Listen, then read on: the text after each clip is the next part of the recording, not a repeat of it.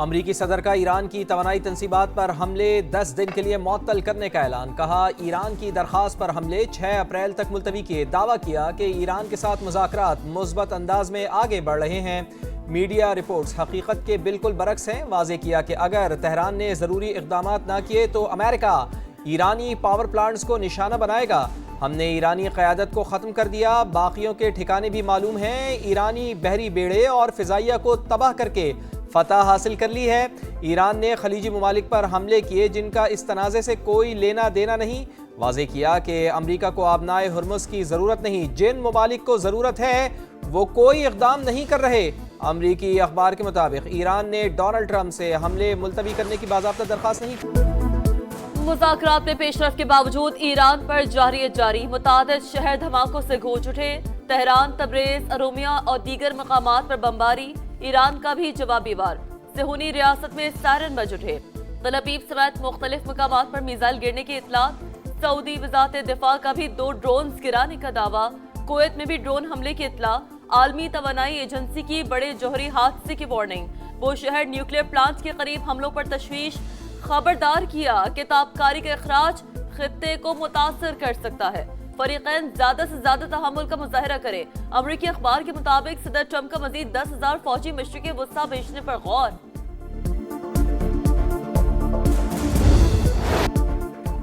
طالبان رجیم کے director information کا دعویٰ مسترد. وزارت اطلاعات کے مطابق کنڑ میں قبضے میں لی گئی چوکی تباہ کرنے کا دعویٰ بے بنیاد. پاکستانی سرزمین اور تنصیبات کو کسی قسم کا کوئی نقصان نہیں پہنچا.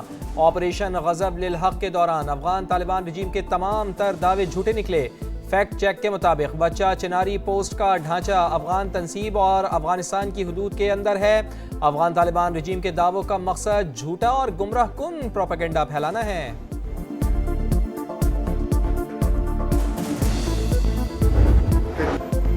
مشرق وسطیٰ میں جنگ کے شعلے بجھانے کا مشن. پاکستان فرنٹ پر 15 نکاتی منصوبہ اسلام آباد کے ذریعے ایران تک پہنچایا. امریکی صدر کے ایلچی اسٹیو وٹکوف نے تصدیق کر دی. کہا پاکستان کے ذریعے مذاکرات کر رہے ہیں. حساس صفاتی معاملہ خفیہ رکھا. معاہدہ ہونے کے امکانات ہیں. ایران کے قائل ہونے کے اشارے ملے ہیں. ڈیل ایران اور خطے سمیت پوری دنیا کے لیے بہتر ہوگی.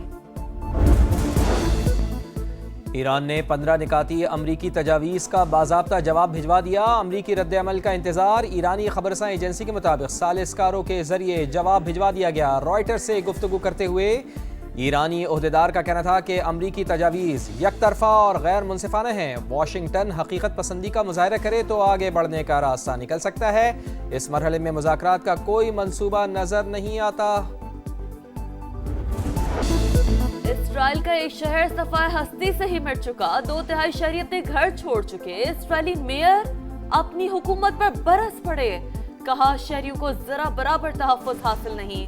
سڑکوں پر گڑھے پڑے ہوئے ہیں اور کوئی ٹھیک کرنے والا نہیں. قطر اور امریکہ کے درمیان دفاعی اور اسٹریٹجک تعاون پر اہم بات چیت. قطری وزیر اعظم کی امریکی وزیر جنگ پیٹ ہیگزت کے ساتھ ملاقات. دفاعی اور سیکیورٹی تعاون کو مزید مضبوط بنانے پر تبادلہ خیال. سعودی ولی عہد سے یوکرینی صدر کی ملاقات. مشرق وسطیٰ اور یوکرین کی بحران پر تبادلہ خیال. سعودی وزیر خارجہ کے G7 اجلاس کے موقع پر یورپی رہنماؤں سے ملاقاتیں. علاقائی اور بین الاقوامی صورتحال پر گفتگو.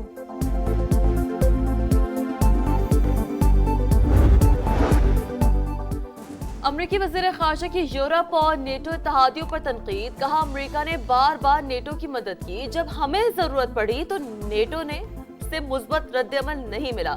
بعض یورپی رہنماؤں نے کہا ایران تنازع یورپ کی جنگ نہیں. یوکرین بھی امریکہ کی جنگ نہیں لیکن ہم نے مدد کی. یورپی ممالک کا روس پر ایران کو امریکی فوجی نشانہ بنانے کی مدد کا الزام. کاجا کلاس نے کہا کہ روس ایران کو ڈرونز کے ذریعے ہمسایہ ممالک اور امریکی فوجی اڈوں پر حملہ کرنے میں بھی مدد دے رہا ہے. روس کی تردید. واضح کیا کہ امریکی فوجی اثاثوں کے بارے میں کوئی انٹیلیجنس شیئر نہیں کی. روس اور ایران کا عسکری اور تکنیکی تعاون کا معاہدہ ہے. معاہدے کے تحت تہران کو فوجی ساز و سامان فراہم کیا. روسی سفیر نے واضح کیا کہ واشنگٹن کو بارہا بات چیت کے سگنلز دیے.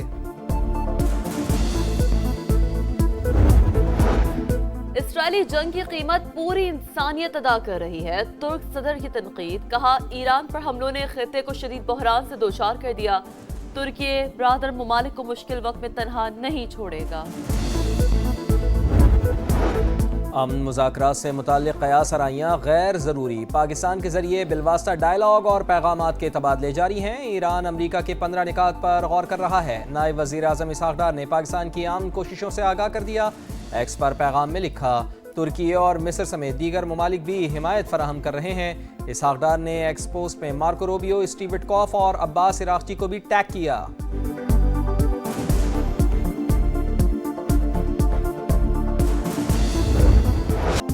قومی قیادت کا ایران امریکہ جنگ بندی کے لیے سفارتی کوششیں جاری رکھنے کا فیصلہ، صدر مملکت وزیر اعظم اور فیلڈ مارشل کی اہم بیٹھک، آصف علی زرداری کی زیر صدارت مشاورتی اجلاس میں قومی سلامتی سمیت موجودہ صورتحال پر غور، اہم سفارتی مرکز بننے کے امکانات اور تیاریوں پر اطمینان کا اظہار، معیشت اور توانائی کی صورتحال کا جائزہ، تیل کی قیمتوں کو مستحکم اور مہنگائی کنٹرول کرنے کے لیے اقدامات پر بریفنگ، چیلنجز سے نمٹنے کے لیے قومی اتفاق رائے اور ادارہ جاتی ہم آہنگی ناگزیر، عوام سے ایندھن کی بچت کے لیے پبلک ٹرانسپورٹ اور رائڈ شیئرنگ سسٹم استعمال کرنے کی اپیل۔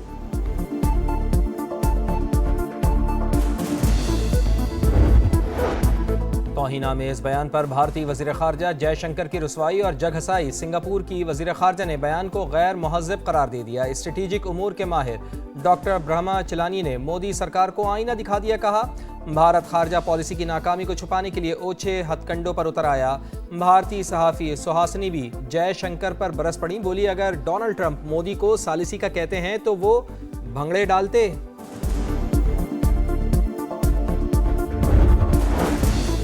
وزیر اعظم سے ایم کیو ایم کے وفد کی ملاقات، متحدہ کا 28ویں آئینی ترمیم لانے اور مقامی حکومتوں کا بل ترمیم میں شامل کرنے کا مطالبہ، گورنر سندھ کی تبدیلی پر بھی تحفظات کا اظہار، شہباز شریف کی آئینی ترمیم پر اگلے ہفتے ملاقات کی یقین دہانی، گورنر سندھ کو ایم کیو ایم کی شکایات دور کرنے کی ہدایت، وزیر اعظم کی کراچی میں سینیٹر شہری رحمان کے گھر آمد، صاحبزادی ماروی ملک کے انتقال پر تعزیت۔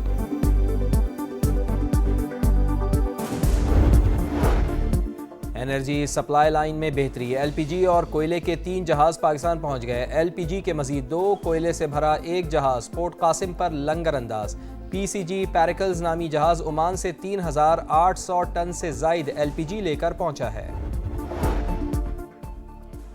پی ٹی آئی ملک کے خلاف مہم چلانے میں ملوث، زلفی بخاری سازشیں کر رہے ہیں، بانی پی ٹی آئی کے بیٹوں کی جنیوا میں پاکستان مخالف شخصیات سے ملاقاتوں پر وفاقی وزیر اطلاعات عطا اللہ تارڑ کی گرج برس، کہا پی ٹی آئی ملک کے خلاف مہم چلانے میں ملوث ہے، زلفی بخاری سازشیں کر رہے ہیں، قومی مفاد ہر چیز پر مقدم ہے، کوئی سیاسی جماعت پاکستان سے اوپر نہیں ہو سکتی، عظمہ بخاری کی کڑی تنقید، بولی دونوں بھائی امریکہ میں اسرائیلی لابی سے ملے، اب کوئی سازش کامیاب نہیں ہوگی۔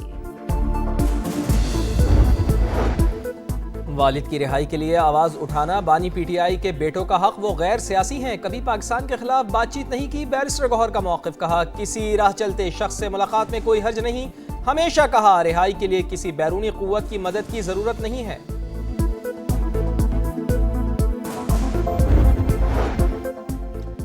دولت کا نشہ یا طاقت کا غرور، کراچی میں ایک اور امیر زادے نے ہستہ بستہ گھر اجاڑ دیا، کار سوار نے ڈیفنس میں سگنل پر کھڑی موٹر سائیکل پر گاڑی چڑھا دی، خاتون جاں بحق، داماد زخمی، ملزم فرار، سیف سٹی کیمروں کی مدد سے ملزم پکڑ لیں گے، پولیس کی برس۔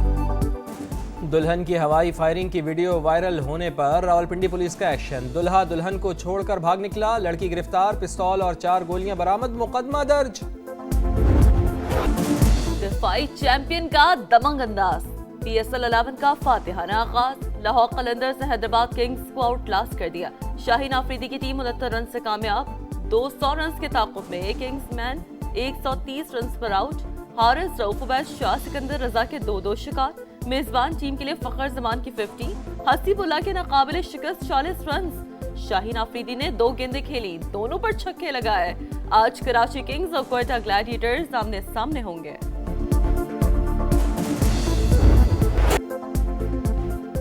اور لاہور میں رنز کا طوفان، کرکٹ کی شان، معیار کی پہچان، پی ایس ایل کے رنگ رنگ میلے کا آغاز، 11ویں ایڈیشن میں ٹائٹل کے لیے 8 ٹیمیں ان ایکشن، حیدرآباد کنگز مین اور راولپنڈیز کا ڈیبیو، لاہور قلندرز دفاعی چیمپئن، قذافی اسٹیڈیم میں افتتاحی تقریب، وزیر اعلیٰ Punjab Maryam Nawaz, chairman P C B Mohsin Naqvi کی شرکت۔ کفایت شعاری مہم کے تحت میچز کراؤڈ کے بغیر ہوں گے، کراچی اور لاہور 22 میچز کی میزبانی کریں گے۔